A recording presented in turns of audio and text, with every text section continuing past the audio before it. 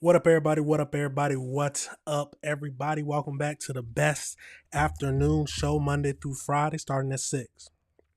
This is the best afternoon show. I'm not going to go too crazy, but welcome back to another episode of AC Reviews the World. I am your host, AC the Engineer, and we are at episode 98.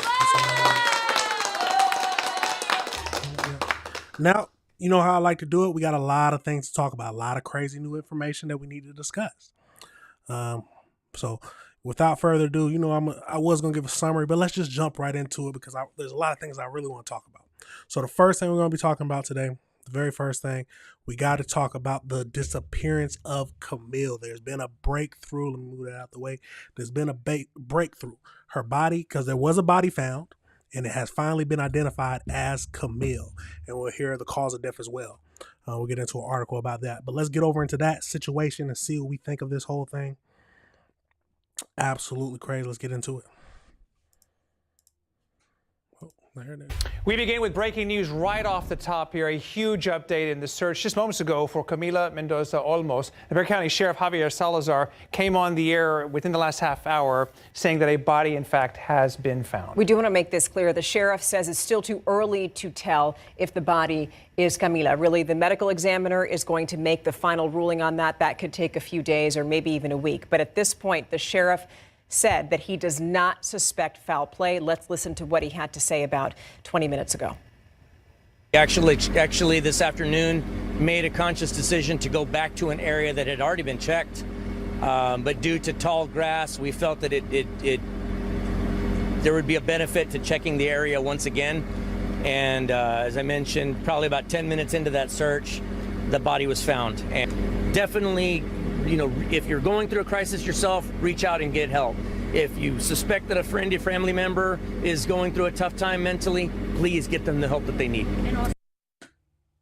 So again, that was the sheriff within the last half hour speaking for about 15 to 20 minutes in both English and Spanish for the media that assembled here at kind of a hastily called press conference that was supposed to begin about 5:15. And there are a number of takeaways from that. As he said, it's still too early to tell definitively if this in fact was Camila, but the body was found about a quarter mile from where the press conference was staged. And he said about a few hundred yards away from her northwest side home. Yeah, so we know that she left her home, and these are the notes that I had been taking here. She left her home Christmas Eve, right? 6:58 in the morning. She left outside her home, and the reason that her family got nervous is because she left the home and she didn't have any of her belongings with her. The only thing that she had was her car keys. Now, I want to tell you something. I know that there's been a lot of talk. Now, initially, y'all remember that the family, we're not going to stop it too much, the family thought it was a kidnapping. That's why they was worried, and that's what they were saying. But it was always a possibility, at least when I thought about it, was that she left on her own, that she voluntarily left. Yesterday, there was that video that was released, that it was dash cam video. It was pretty grainy. Very grainy. And it was supposed, and they said it was believed that video may have been showing Camila walking alone around 7 a.m., the same day that she was reported missing, December 24th. That video was taken on Wild Horse Parkway, which, again, is a few blocks away from where she lived, which was on the 11,000 block of Caspian Spring. And the description of the person walking in that video matched the clothing that she had been wearing at the time, a black North Face with baby blue accents. But at this point, the sheriff said multiple times, I can't say for sure that Right. was her in that video. Another piece of information that came out of this that I think surprised some people: a firearm was found near the body, and also a family member had reported a firearm being missing. Now, the sheriff mentioned that they deliberately sat on that information. They had not publicly released that yet. But again, and one can make the conclusion that they're connected somehow. But again, a firearm was found near the body. The sheriff said that they have not touched that firearm yet, as of the last half hour, because they still have to do a proper investigation to determine whether, in fact, this was a suicide or perhaps foul play. There was some kind of homicide-related activity there. So still so early to be able to tell these things. I know people want answers, right? Yeah. But it's just still too early. Yeah, we're trying to answer a lot of those questions and ask those questions of the sheriff. But I also wanted to mention that when he was talking about the body that was found, at no point did he say definitively that it was the body of a woman. I just wanted to point that out because that is still too early to tell. But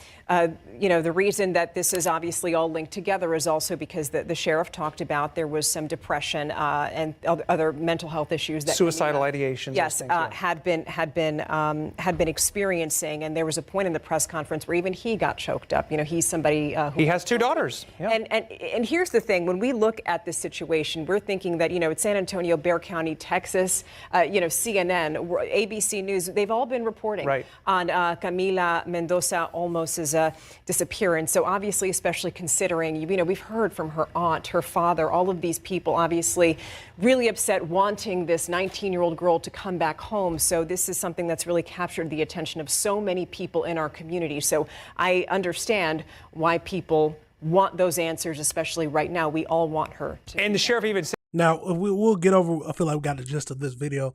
Let's get over into an article where we break down exactly what has been found, because it has been identified that she has been identified. So let's get over into it. So we're going to go over to the New York Post. I'll get that out the way. So the body identified in the Texas field cops have confirmed. So hold on, get that out the way. I got too much stuff. So body found just 100 yards away from the Baxter home. The medical examiner ruled that she died by suicide and a shot in her head. They said the authorities found a firearm near the body, a 9mm pistol belonging to one of her relatives who was reported missing around the time of her disappearance, but it's unclear if the firearm recovered at the scene is a match. Discovered information leading to them believing that the teen has been exhibiting signs of undiagnosed depression and thoughts of suicide after struggling with school, work, and relationship that had recently ended. It was a young person, though it was a very tough time in life. Video footage showed Olmos, who had hoped to becoming an ornithologist, showed her wearing pajama shorts and a black hoodie rummaging through her car Christmas Eve. And that was the last time she was found. So as we break down, we're going to go through the exact information, what they said. So let's get back out of here. Let's go over into this. So just to break down exactly what we know. So medical examiners determined that she died from a gunshot wound to the head, and they have officially ruled it as a suicide. So the disappearance happened on Christmas morning outside of her Baxter home. Her body was discovered December 30th, 2025 at approximately 4:45 p.m. in a field near a landscaping business just a few hundred yards from her residence. So the firearm recovered at the scene near her body. Noticed that the investigator has been looking for a missing firearm belonging to the relatives. And just like they said, their mental health has been a thing. So it's a sad sight. It's a sad thing to think about. And of course, the parents wouldn't want to even think about that or even consider that an option. But a lot of times parents don't know, or they think that their child would never do something like this, hurt themselves. But kids will hide things from their parents, especially when they're going through stuff like this. At the end of the day, we just got to make sure we're talking to our kids about this kind of stuff. Make sure if they're ever feeling any kind of way, depression, please talk to someone. If you don't want to talk to me, talk to someone else. And let's go get help before you do something unthinkable. It's a tragic situation, but yes, they are ruling it as a suicide. What, a gunshot wound to the head, which I would think for a woman, which is very intense suicide for a woman. So people might start looking into this and say, oh, well, it just doesn't fit. But we'll have to wait and see until more evidence comes out, till more information comes out. I wonder if the family members will accept that it was a suicide. Now, do you think they're hiding anything? Do you think they're telling us everything, or can you understand it's a suicide? Absolutely crazy situation, but that is what has been determined so far with the Camila's disappearance. She disappeared back on December 20th, Christmas Eve, and her body has found, died of apparent suicide. It's a tragic situation. We got to pray for the family, but that is what the new information on that topic. Absolutely tragic, but let me know your thoughts and let me know if you disagree with anything I said. We're going to pivot now into, hold on, let's get rid of this. We got to get rid of some stuff. But like I said, let me know if your thoughts on any of that. But we're going to pivot now into the next topic. We're going to be talking about, this video popped up on my screen. I wasn't suspecting. A son kills mother and his mother's boyfriend. I wonder how old the son was. I'm at least hoping that, I mean, it's not any better, but I would hope that it's not a young son killing his mom and his mother's boyfriend. But let's get over into it and see what we can find out about this whole situation. It's something like this every single day, I swear. It's something like this every single day. Let's get over into it and see what we can find out about it. At the end of the day, we just got to pray for the world. We're following breaking news at 10. Charges are announced as police in South Suburban Richton Park are investigating the murder of 2 people in an apartment. Investigators say the victims died from gunshot wounds. WGN's Angelica Sanchez tells us the son of one of the victims is now in police custody. That's right. The Cook County State's Attorney's Office confirming the adult son of the female victim in this investigation is being detained. He's been identified as Javante Morris. We've also learned the victim's 4-year-old granddaughter was home at the time of the shooting. Neighbors we spoke with are left stunned by what's happened. People shouldn't go about killing people no matter what. No matter what. People shouldn't take lives. Neighbors who rather not be identified share their reaction to the murders of 2 people at an apartment in the 22500 block of Jackson Court in Richton Park. It was loud. My window is over there. It was loud. It was loud. I heard screams. Richton Park police say officers responded to the apartment following calls of shots fired. They located a man and a woman inside a unit. Both were deceased. She was a good lady. She was real sweet. The victims have been identified as 45-year-old Marcus Jones and 38-year-old Nivea Phillips. A sibling of Jones shared this photo of him with us. We learned he was a father of 2 who loved his children. We've also learned Phillips was a mother who loved her son.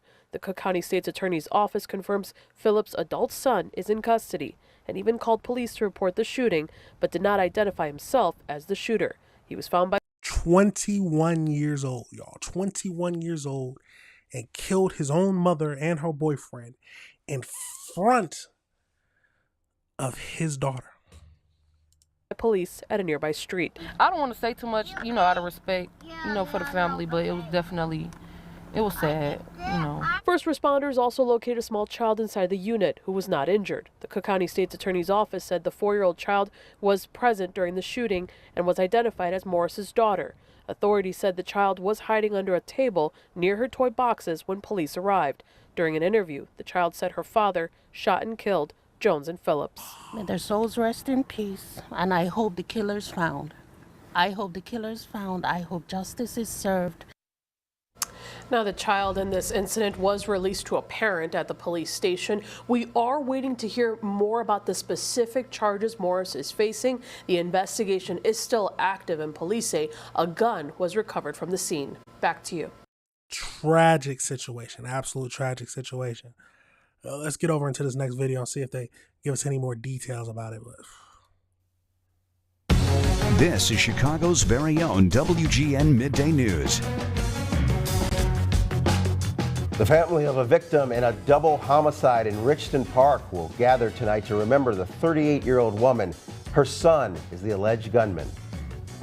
Good morning, I'm Tamon Bradley. And I'm Dana Rebick. Patrick and Dina are off. WGN's Eric Rung has been following the developments on this story and has the latest from the newsroom. Eric. Good morning. The 21-year-old suspect has been charged with 2 counts of first-degree murder. Prosecutors say Javante Morris's mother was in the process of trying to get her son out of the apartment they shared. Just 2 days after Christmas, police arrived at this Richton Park apartment complex after getting reports of shots fired. It was loud. My window is over there. It was loud. It was loud. I heard screams. I heard screams. When police go inside the apartment, they find 45-year-old Marcus Jones and 38-year-old Nevia Phillips. Both had been shot to death. She was a good lady. She was real sweet. According to Jones's family, he was a loving father of two who stayed at Phillips's apartment from time to time, along with Phillips's son, Javante Morris. Morris is now accused of shooting and killing the two. Court records show Phillips had or was planning to ask her son to leave the apartment. People shouldn't go about killing people no matter what. No matter what, people shouldn't take lives. After the shooting, police say Morris called 911 and stayed on the phone with them until he was taken into custody a short distance from the apartment. Along with the couple's bodies, police also discovered Morris's 4-year-old daughter unharmed in the apartment, who told police her father had shot her grandmother and Jones. I don't know what to say. 2 people killed? Seriously? The world is a crazy and dark place. The world is a crazy and dark place. It's a tragic situation. The mother was, I'm assuming she was, this is just my guessing, she was probably tired of her son living there. 21 years old. He's probably messing up, not paying any bills, but we're just inferring here. We don't know exactly. But she was preparing to ask her son to leave the apartment. It's time for you to move.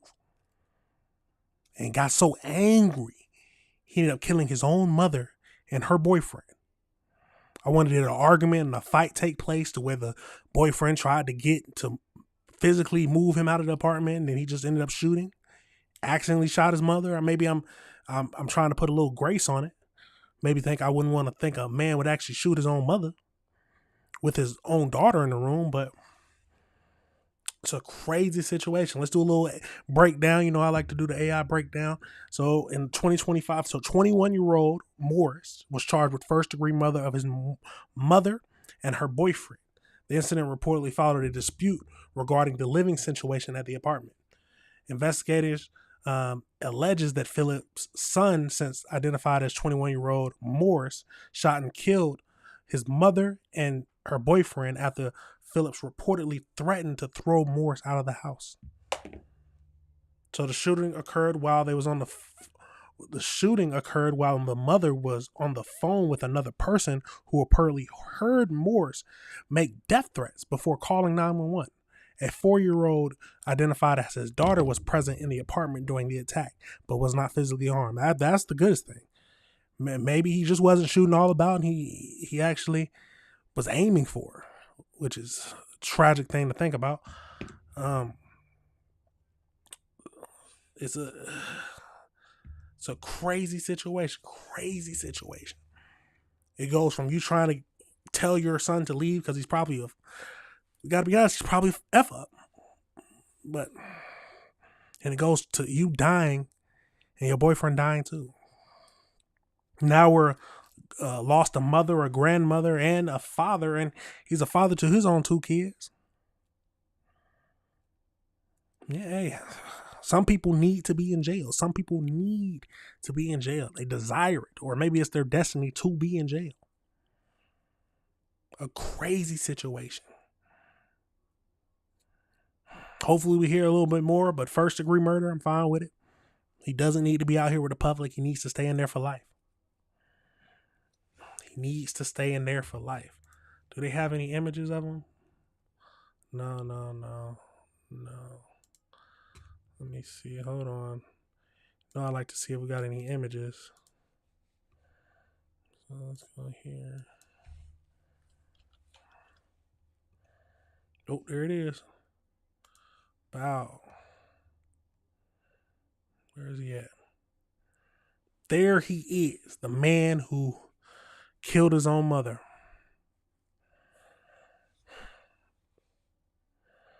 Yeah, stay in jail. Absolutely crazy, y'all. Let me know your thoughts on that whole situation. And let me know how you feel about it. There are some demons in this world. There's some crazy people in this world. Some of them deserve to be behind bars for the rest of their lives. In front of your own 4-year-old daughter. The trauma.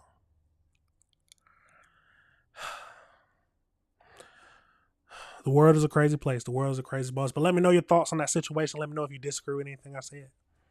We're going to pivot over into the next topic we're going to be talking about today. We got to go back to Somalians. Well, the daycare fraud more likely, but the federal funds have been frozen. The federal funds have been frozen.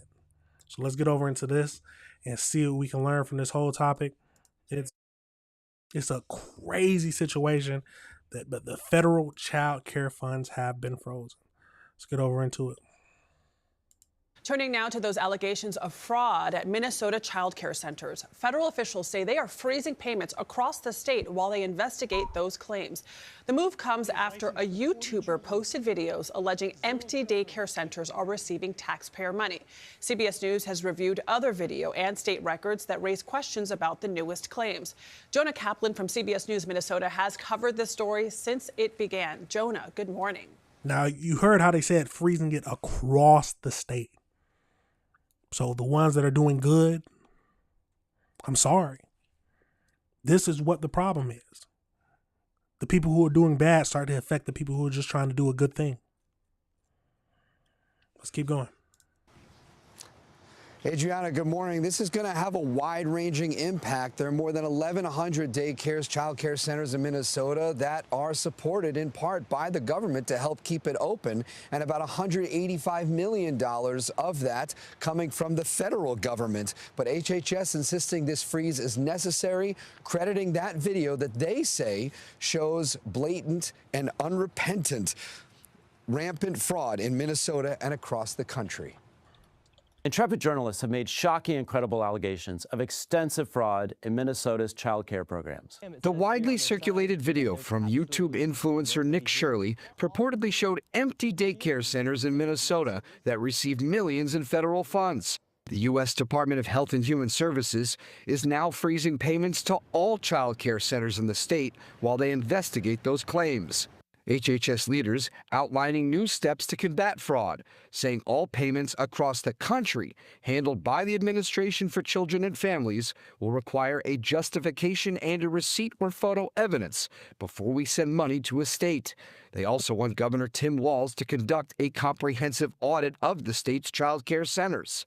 HHS. Now, hold on. That does not seem that bad. Now, look, let's break down what the requirements are. Requirements before sending money to a state, justification and receipts. I'm fine with that. Yes, you need to have a justification on why you're spending the money, how much money you're spending. That's obviously what it needs to be done. And photo evidence that you actually spent the money on this information. And they also asked him for, before we send money to a state child care. They asked him for conduct a comprehensive audit. Yes, go back and audit what you have done and make sure that people are using the funds for what they said they are. Yeah, it sounds like good things to me. Centers. HHS is launching a fraud reporting system hotline too. Any dollar stolen by fraudsters is stolen from those children. But several of those daycare centers featured in Shirley's video are pushing back against those fraud claims. This door is locked. Like ABC Learning, which shared with us security camera footage showing parents dropping off children on the same day Shirley visited. In this video, you can see Shirley arriving at the center, time-stamped around noon. Within the hour, this woman arrives at the door with a stroller. A few hours later, another larger family goes inside. Just yesterday, CBS Minnesota visited that same licensed facility where we found about a dozen kids. The daycare's owner says this latest move is political. What did I do? I'm just a typical human being who wants to live and do the right thing. I have kids to feed.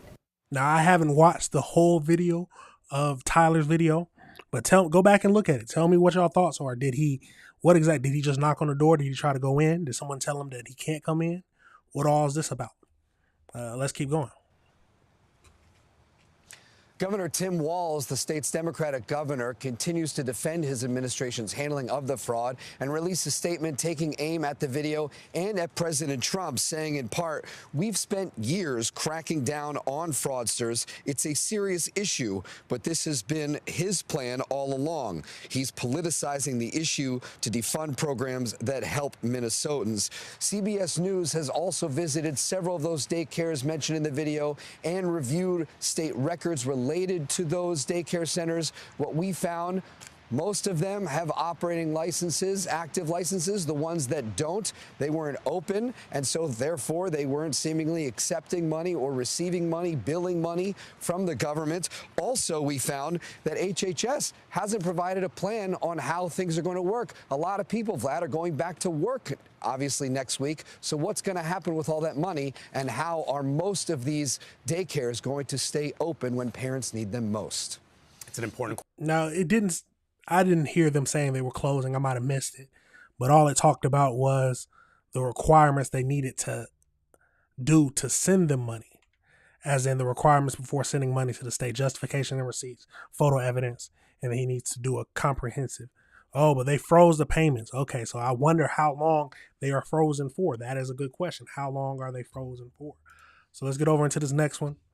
Well, I don't know why I closed it. We begin with those allegations of fraud at Minnesota child care centers. Federal officials say they're freezing payments across the state while they investigate the claims. The move comes after a YouTuber posted videos alleging empty daycare centers receiving taxpayer money.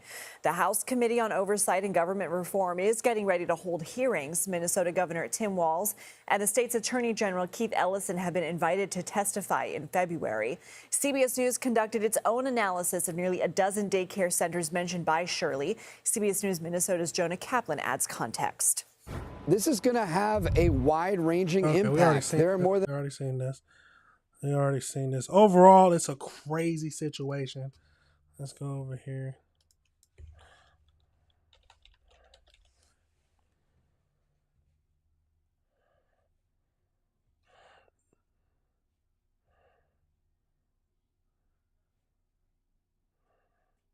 But there are some ramifications. Let's go over this right here. Just a little quick short video. Right here.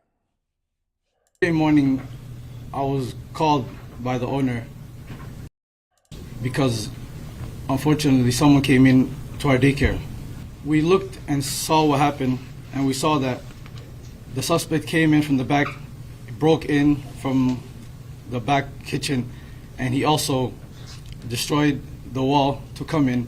As we walked around the daycare, we saw that our office doors was broken into as well. We saw that, unfortunately, there was important documentation, enrollment of the children, and also employee documentation that was gone. There were also checkbooks that were ripped from our check papers that were ripped from our book. This is devastating news, and we don't know why this is targeting our Somali community, as one video made by a specific individual made this all happen. We've been receiving hateful messages through our voice notes threatening us since the past couple of days, including one that happened yesterday morning after the break-in. This is frightening and exhausting because this is happening to us Somali communities as Somali Americans. We are supposed to stand with each other and help each other through everything that's happening. This is also sad that a video can cause all of this. I want to say that there are hundreds of daycares out there, Somali daycares that are out there, and we all help our children and everyone in our community. We have high quality daycares, and this is very sad news that one individual who made a false claim about fraud that is happening in the daycares engaged everyone else to come and do this to us. Now, if someone is going through and vandalizing this actual place when they are doing the right thing, well, just in general, they shouldn't be doing that, of course. Now, my question is, they said that they have frozen all. So the main whole thing about this whole thing is that the federal government has finally announced that they are freezing any child care funds to Minnesota until the investigation is done. How long will the investigation take? Hopefully, because I choose to not believe that this all daycares are participating in fraud. I don't think it's just a Somali thing. That's where it gets into a dangerous territory where people just think it's just a race thing. No. I think that there are some bad characters like there are in any kind of race. There are some bad characters. They need to be investigated. There should be receipts on what they're spending their money on. There should be an audit. And until the investigation is done, it's going to cause a little hurt. It definitely is, because all funds for even the good people are being frozen. But an investigation needs to be done. People can't just start vandalizing places, going in there, the next thing you know, some people might start swinging or hitting them when they just start taking it out on all of them. We have to do a good investigation, and it has to be done. It's a crazy situation, but you have to start with an investigation. Let's do an investigation, see what's happening, how much money has been frauded out. Let's get through it. Absolutely crazy situation, y'all. Let me know your thoughts on it, and let me know if you disagree with anything I said. We're going to pivot over into the last topic we're going to be talking about today. The last topic, we got to go over to Germany. Go over to Germany, where Germany's had experienced the biggest bank heist, I think, in their history. I think that's what they said. But let's get over into it. We got two videos to look at, and then we'll get over into article about this whole situation. A bank heist, drilling through the vault. This things you wouldn't think to see, that you only see in movie theaters. But let's get over into it and see what we can find out about this situation. Let's jump into it. German police searching for suspects after an elaborate bank heist. This photo of the vault showing the aftermath. Layers of thick concrete missing from the wall, along with prized possessions of the customers who believed nowhere else could be safer. Wir wollen rein! Anger outside the bank as they shouted, "Let us in," locked out of their safe deposit boxes at Sparkasse Bank. The thieves, using the quiet holiday period to break in, made off with at least $11 million worth of money and valuables, according to police. This man's had a safe deposit box here for 25 years. Inside his box, his retirement savings. The bank saying that the vast majority of the 3,200 boxes were broken into. Police say witnesses reported seeing several men on Saturday night carrying large bags in the stairwell of an adjacent parking garage. A fire alarm was triggered, but when police arrived at the scene, they found no evidence of damage. The break-in only discovered Monday morning. I have a lot of money and jewelry from my children and my wife, said this man. We're now standing here without any information. The bank saying in a statement, this was the work of professionals, adding they're now working with the insurance company to determine how claims can be handled. Danielle Hamamjan, NBC News. Now, I wonder if the bank, I don't have a safety deposit box, but let me know if you do. Does the bank insure safety deposit box like they do your money that's in the bank? That's a question. But let's get over into this next video. All units hold position. We have a perimeter established at the main entrance. K9 is inbound.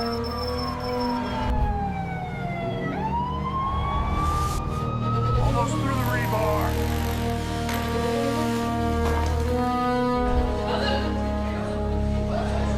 All right, we're here. Get the rig ready. Germany is confronting what could become one of the largest bank heists in its history. In the western city of Gelsenkirchen, thieves drilled their way into a high-security bank vault during the quiet Christmas period, escaping with valuables that police say could total tens of millions of euros.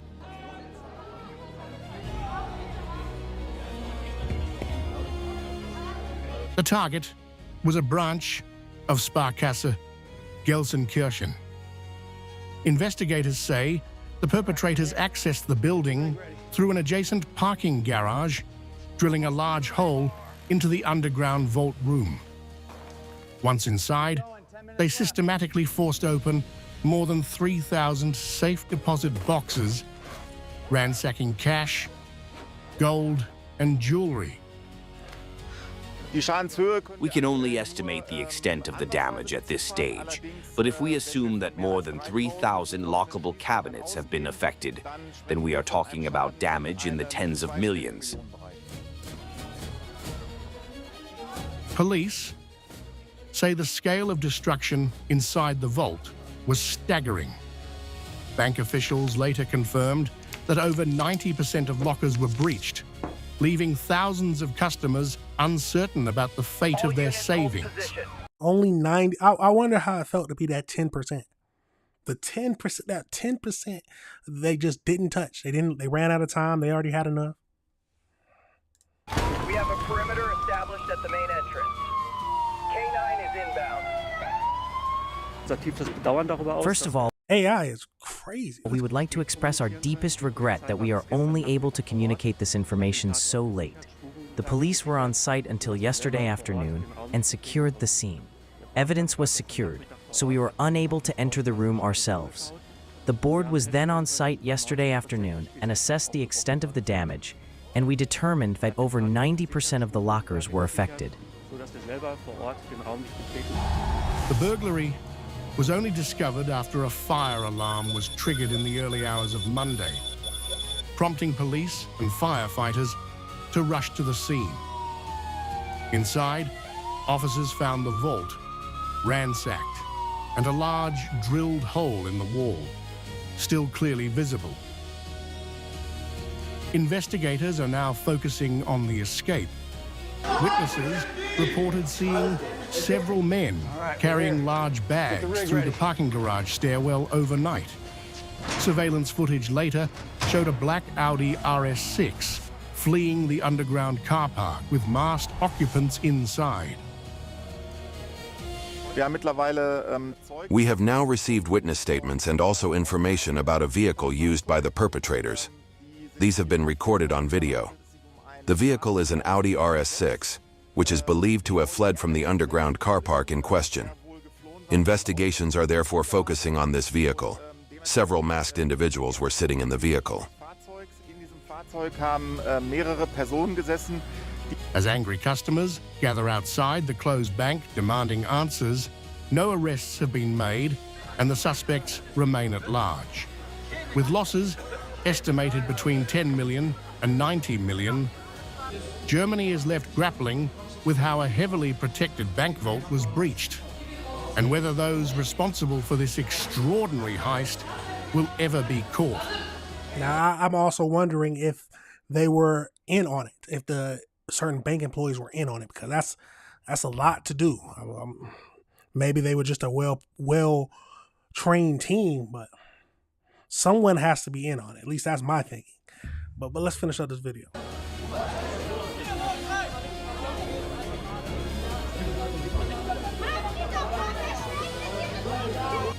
A lot of angry people. Let's get over into this. Just a little AI breakdown just so we can finish it up. But they said, between 10 million euros and 90 million euros. That's $11 million to $105 million in cash. So that's at the bank. So the method, like we talked about, from an adjacent parking garage, they drilled a large hole through a thick concrete wall, then forced open thousands of individual safe deposit boxes. So affected concerns. So they said more than 95. So 3,250 safe deposit boxes were broken into, affecting 2,700 customers.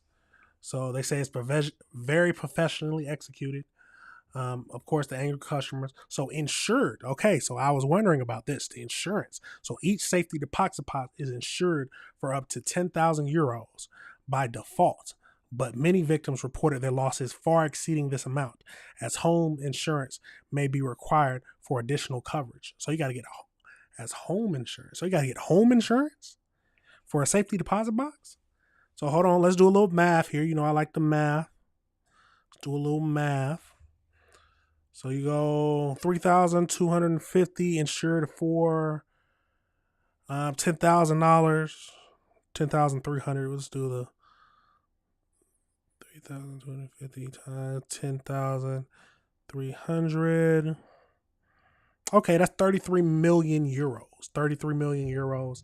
That's the amount. But they're estimating the theft to have stolen around 10 million to 90 million. So yes, would not cover it all if it's up to that 90 million, but it's a crazy thing. I wonder if someone was in on it, but no arrest has been made so far, and they don't know who did it. They still, well, of course, no arrest, but I think someone was in on it. I'm thinking someone was in on it. That's my only thinking. Safety deposit boxes. Thinking you're safe. He said his safety deposit box been there for years. And they just decide to get it. But the 5 to 10% who didn't get hit, I wonder how they feel. Graced. They're thanking God they didn't get their stuff stolen. I wonder if all the people know that their stuff, that theirs the ones that's been broken into. Yeah, I hope so. But absolutely crazy situation, y'all. Let me know your thoughts on that situation. Let me know if you disagree with anything I said. Absolutely crazy. Absolutely crazy. But that is it for the show today. A little shorter because I jumped right into it. But overall, like y'all always say, let me know your thoughts and let me know if you disagree with anything I said. We live in a crazy world. But you already know, let's do a summary of what we talked about today. Because I love to do the summary. So Camille, the Christmas Eve kidnapping has turned out to be a tragic situation, but it turned out to be a suicide committed. So Camille ended up committing suicide. That is what the police are saying now. Her body was found on the 30th or yesterday.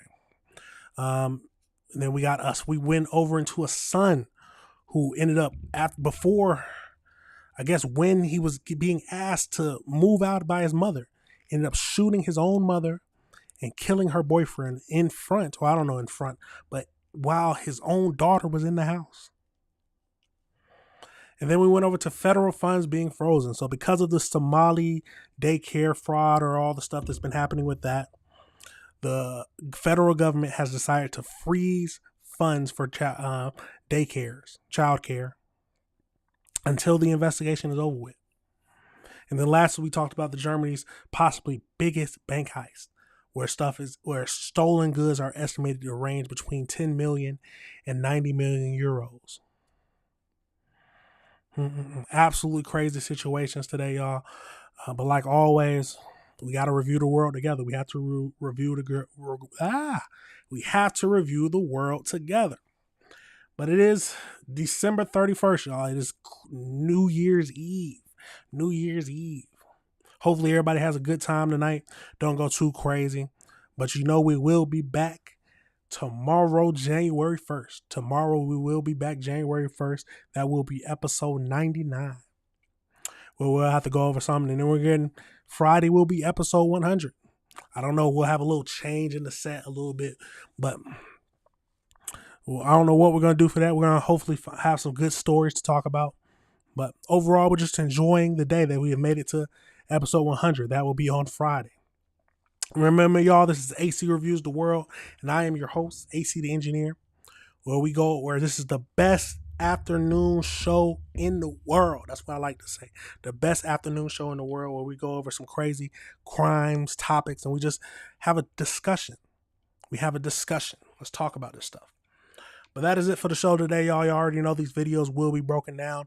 Remember to hit that like button, hit that subscribe button, hit that notification bell so you can be up to date on all the videos.